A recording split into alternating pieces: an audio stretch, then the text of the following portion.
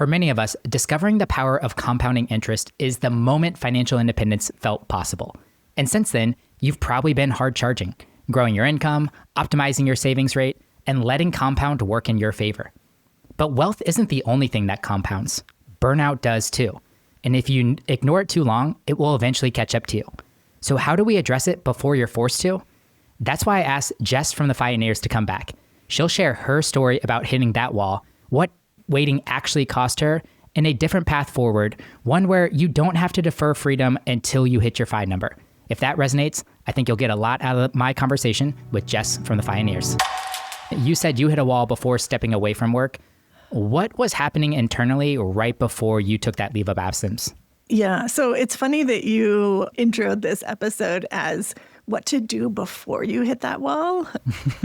Because I actually did completely hit that wall. And part of the reason why I want to talk about this is so that other people don't get to that point. For me, I'll set the stage. It was 2018. I was working in a job that, I was working 50 plus hours a week. I was commuting in traffic, probably 2 hours a day. And it was just a really intensive job. And I was pushing myself really hard. And so at that time, I thought the only path was up and to go after that next promotion and needing to prove myself and all of those things that society tells us we need to do to be successful. I got to a point where it's interesting because for several months leading up to it, it felt like metaphorically, like the walls were kind of closing in, right? Where like the focus just narrowed. And the way that I was dealing with challenges was to say like, what's the easiest way to solve this problem right now? Versus actually going and saying like, what's the underlying issue and how can I work through this in a more comprehensive way? I would encourage people to think through like, and try to notice that period. Like if you get into a place where you feel like you just do not have the mental capacity to be able to look at a challenge or a solution holistically, but you feel like your focus has narrowed and all you're doing is focusing on what's the easiest solution to the problem in front of me. When you just focus on the easiest solution to the problem in front of you, everything else continues to get worse and worse. And for me, what that looked like was waking up one morning at 3 a.m., having a 3-hour long panic attack where I couldn't breathe. I had no idea what was going on. Was I having a heart attack? What was the issue? My husband sat with me and like I picture like a dam with lots and lots and lots of water, like stress building up behind it. And slowly it was like cracking. And there was like cracks and some water getting through. And then all of a sudden it just burst, right? It just, all of that stress, all of that anxiety came through in that moment. Because I hadn't been addressing it up to that point, it was like I was just stuffing it in behind that dam. So it wasn't a choice for me to take a career break. It was an absolute necessity. And so I was not able to look at my work computer without having a panic attack. There was no way I was going to be able to go back to work for a period of time. And so I ended up taking like a 6-month medical leave to recover from burnout. And then I ended up, after the 6 months, the disability did not get approved at that point. And then I was like, but I just can't go back to this. And so I would say it took another couple of years for me to get back to a good place. I ended up working part-time for a while as it was like slowly continuing to improve. I say that to share how bad it can get. And I really don't want other people to get to that place. And so if you start to feel these feelings of burnout or this narrowing of focus, pay attention to that. Yeah, your analogy with the dam, I think, will really resonate with a lot of people. I was in a period of my life too, where I was just like crashing into Fridays, like completely exhausted. I was way burnt out. I couldn't even imagine doing the 2-hour commute too. Luckily, I was working from home, so I was getting a little bit of my time back. And then over the weekend, I'd let a little bit of the water out. It would kind of like run off into this other area over here, but it wasn't really releasing all of the pressure behind, just for more water to start piling up come Monday. And I'm also releasing that water somewhere over there, sometimes not through healthy terms as well. And eventually that's got to catch up to me as well. Like at the end of the day, something just needed to change. But I think that burnout's real for a lot of people in the FI community too, who are doing their best and working towards this bigger goal, but they're afraid that about losing their income just as much as they are with trying to deal with their burnout right now. Was that something that you were worried about? Were you concerned about the income drop? For sure. I mean, looking back, I didn't need to be worried about it. But at the time I was, right? There's this cultural expectation and an internalized expectation that if I'm not moving up, if I'm not increasing my income, that like there's a problem and that I'm going to fall behind if I don't just continue to do that. So I was very focused on climbing the corporate ladder. If I was going to change jobs, it had to be to something that was higher paying because I didn't want to lose all the progress that I had made. And looking back, knowing what I know now, like that was absolutely unnecessary. And I do feel like I learned a lot during that period of time that I was off. And one of the big ideas that I learned about like during this whole period of my recovery was Coast-Fi. So before then, it was like we had just decided like we're going to pursue financial independence together. And then like 2 weeks later, I have this mental breakdown and it's like, this is not going exactly as we planned. But I still was exploring those concepts. And so Coast-Fi was an idea that really stuck out to me and realizing like, you can get your investments to a place where you no longer need to invest or save anymore for your traditional retirement. And I calculated it. There wasn't anything out there at the time. So I like created my own spreadsheet to figure out like, what is this number for us? And at the age of 31, realized like we already had enough invested. And at the time, right, that our full FI number, was somewhere around like 1.5 or 2 million or whatever. Our Coast-Fi number was less than 300,000. And so it felt like we were so far away from FI, right? Before I learned about Coast-Fi, it was like we were like 12% of the way there, whatever.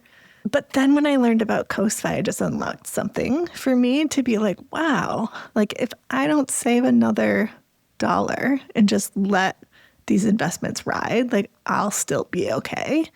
Like that unlocked something for me in my brain to say, can I redefine what success means for me in my life? And after that leave of absence that I needed to take, success meant like was a lot more about, am I happy, healthy, and able to pursue the things that I'm excited about, that I'm passionate about, and can I spend time with the people that matter? And at that point, I really, like the career growth, like I think I just realized that the ladder that I was climbing was really just up against the wrong wall. Yeah, that's such a healthier perspective to wealth, or at least a more total perspective to wealth whenever you start thinking about your health and your happiness and the monetary aspects that all kind of collide into true wealth.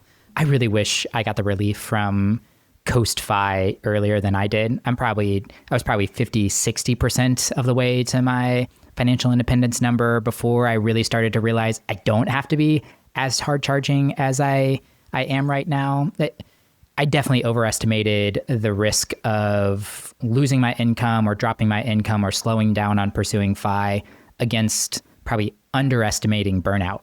And I realized looking back, if I were just to give a little bit on the FI goal to relieve a little bit of the pressure that was causing so much burnout, it'd be even more sustainable for me. And I do think from like a Coast-Fi philosophy and a slow FI philosophy, I mean, that's kind of like the backbone a lot of this is like not how can you charge as fast as you can to your FI number in 10 years, but how do you make this a really sustainable approach over 40, 50, 60 years when you're going to be utilizing all of this income, both what you need now and maybe in your retirement years thereafter?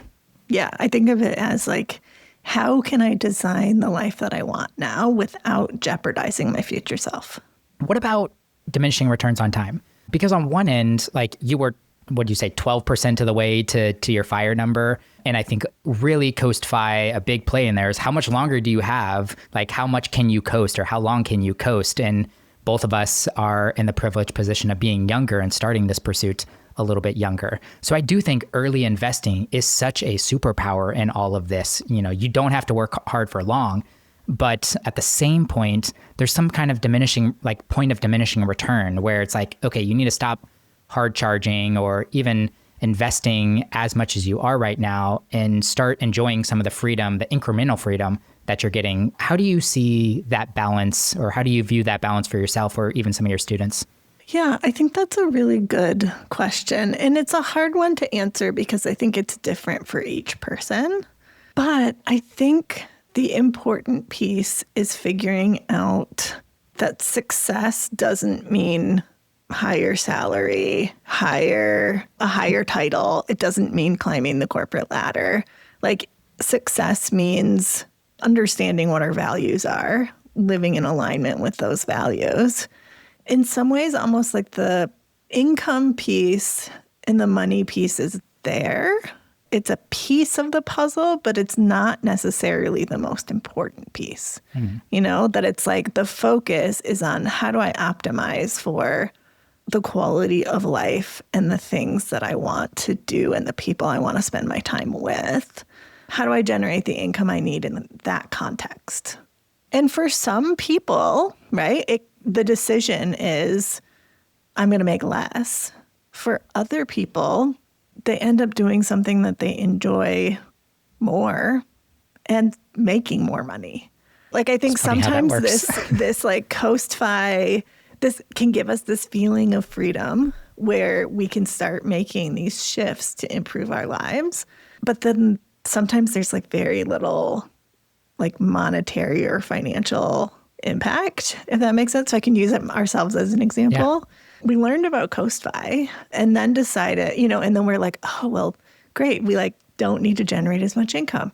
So I took a part-time job that the salary was about 50% of what I was making when I was working full-time. And we ended up spending like almost $20,000 less that year because of just like the cost of burnout, of like convenience and escape, and we deserve this, or I need that little hit of dopamine, so I'm going to like buy whatever off. I'm going to buy whatever random thing like is going to make me happy in this moment. We then realized like it actually had very minimal impact on our financial independence timeline compared to when I was working full time. And then I started to have a lot more energy as my mental health improved. And instead of increasing my hours because we didn't need to, I decided to start a business of thinking like, what's the work I would want to do post-fi, even if I didn't need to generate income from it, see if I can. And then there were a couple years where we actually made more money than when we were both working full time and then still spending less because our life was better. We had this feeling of freedom to be able to make these shifts, but then it didn't really impact us. Well, it didn't impact us negatively financially. And then it impacted us positively financially.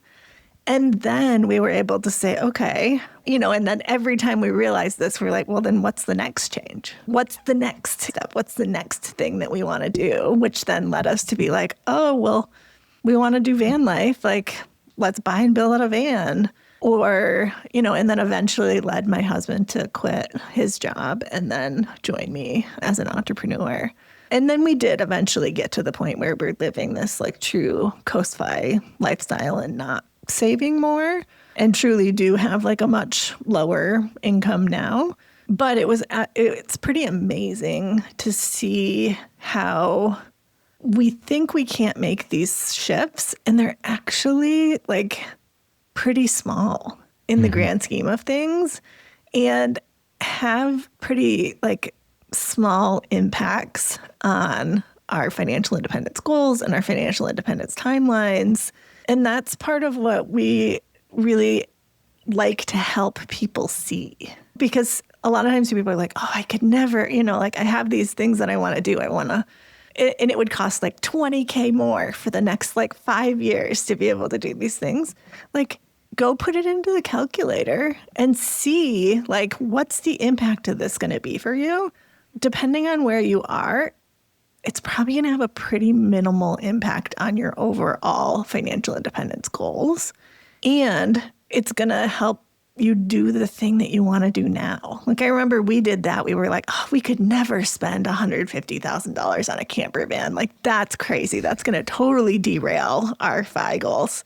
And then we did the calculation and it was like, oh, I guess it would add like a year or like a year and a half to our timeline, but we actually enjoy what we're doing right now. So like, why does it matter? We have a better life now. We just keep doing what we're doing for another year. Great. I would definitely encourage people, like, if you're feeling the burnout and you're feeling this, like, this narrowing of focus and this pressure to like keep going and keep climbing, question that and say, like, where am I actually financially? Have I reached Coast Fi? Are you beyond Coast Fi? Even if you're not yet at Coast Fi, you don't necessarily even need to keep going at the pace that you're going. Like, you can figure out how to make your life better all like along the path and still get to where you want to go. I'm all for hard charging, starting out strong, especially when you have so much excitement behind this new concept of financial independence and you're starting to check some boxes and knock down some dominoes. And if you're really stoked to continue to increase your savings rate, maximize your income, cut your expenses, and you're excited in that moment, then lean into it and really get a head start.